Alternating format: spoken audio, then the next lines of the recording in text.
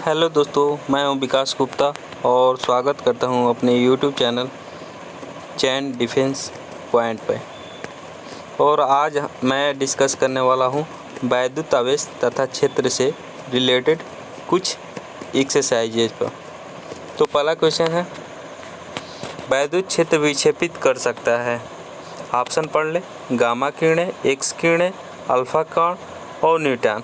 तो हमें पता है कि एक वैद्युत क्षेत्र हमेशा विक्षेपित करता है इलेक्ट्रॉन को, और इलेक्ट्रॉन तो गामा किरण में इलेक्ट्रॉन होते नहीं हैं, एक्स किरण में भी नहीं होता, और न्यूट्रॉन तो उदासीन होता ही है।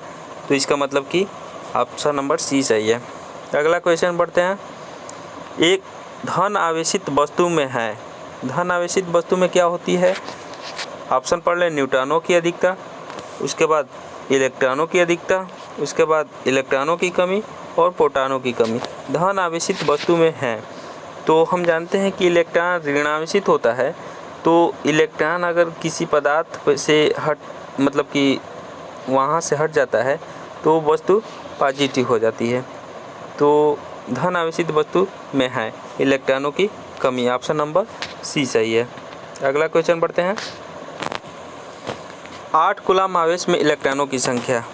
तो 8 कूलम आवेशों में इलेक्ट्रॉनों की संख्या तो हम पढ़े हैं, ऑप्शन पढ़ लें, 5 × 10⁻19, 2.5 × 10⁻19, 12.8 × 10⁻19, 1.6 × 10⁻19। तो हम पढ़े हैं Q बराबर में Ni।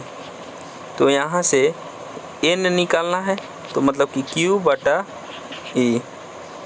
तो 8 दिया है Q का मान, और E का मान हमें पता है 1.6 × 10⁻19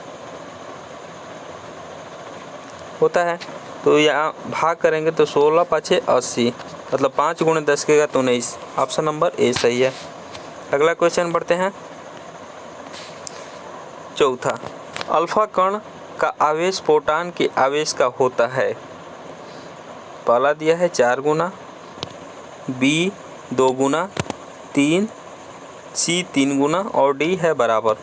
तो अल्फा कण मतलब कि 2Hi4 के बराबर होता है। तो मतलब कि 2Hi4 मतलब कि यहाँ पर इलेक्ट्रॉन 2 होंगे, तो इलेक्ट्रॉन का आवेश और प्रोटॉन का आवेश दोनों का बराबर होता है। मतलब कि इलेक्ट्रॉन का जब 2 गुना है, इसका Q जो है 2E के बराबर है, तो इसका मतलब कि इसका भी ये 2 गुना होगा।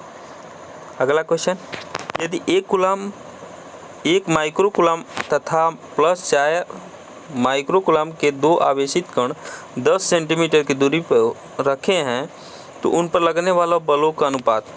तो +1 के कारण क्या होगा? F बराबर क्या होता है? 1/4 πε0 Q1 Q2/r²। तो मतलब कि जब Q1 Q2 दोनों मतलब कि दिया है, तो यहाँ से F1 और जो F2 होगा दोनों बराबर आएगा। इसका मतलब कि ऑप्शन नंबर डी सही है। अगला क्वेश्चन, 2 समरूप धातु के गोलों को क्रमशः +Q तथा -Q आवेश दिए गए हैं। तो ऑप्शन है, दोनों गोलों के द्रव्यमान बराबर होंगे, धनावेशित गोले का द्रव्यमान ऋणावेशित गोले के द्रव्यमान से कम होगा, ऋणावेशित गोले का द्रव्यमान धनावेशित गोले के द्रव्यमान से कम होगा, और डी है इनमें से कोई नहीं। तो 2 समरूप धातु को गोलों को क्रमशः +Q, किसी को +Q दे दिए, कोई वस्तु है A और कोई B है, इसको दे दिए हैं -Q। तो कह रहा है कि दोनों गोलों के द्रव्यमान बराबर होंगे, तो बिल्कुल नहीं। धनावेशित गोले का द्रव्यमान ऋणावेशित गोले के द्रव्यमान से कम होगा, मतलब कि हाँ सही बात है, क्योंकि जब B पर हम ऋणावेशित देंगे तो इस पर इलेक्ट्रॉन देंगे, तो इसका मतलब कि ये ऑप्शन नंबर बी सही है। अगला क्वेश्चन,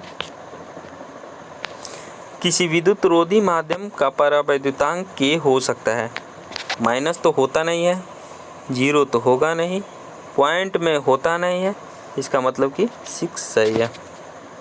अगला क्वेश्चन, किसी कुचालक के लिए परावैद्युतांक K नहीं हो सकता। किसी कुचालक के लिए परावैद्युतांक K नहीं हो सकता। ऑप्शन है 2, B है 50, C है 100 और डी है अनंत। तो किसी कुचालक के लिए के का मान नहीं हो सकता है। मतलब कि हम जानते हैं कि धातु का जो वैद्युतांक होता है वो अनंत होता है। तो इसका मतलब कि कुचालक मतलब कि जिसमें मतलब कि धारा ही नहीं बहेगी। इसका मतलब कि ऑप्शन नंबर डी सही है। अगला क्वेश्चन, कुछ दूरी पर रखे दो बिंदु आवेशों को y के स्थान पर केरोसिन तेल में रख दे तो उन बिंदु आवेशों के बीच बल, ऑप्शन ए है घटेगा, बी बढ़ेगा, सी समान रहेगा और डी शून्य हो जाएगा। तो हम पढ़े हैं कि F = 1/4 पाई एप्सिलॉन नॉट के Q1 Q2 बाई r²। मतलब कि यदि अगर k का मान बढ़ रहा है तो F का मान घटेगा। तो केरोसिन तेल में रखेंगे तो k का मान बढ़ेगा, इसलिए इसका मान घटेगा। ऑप्शन नंबर ए सही है।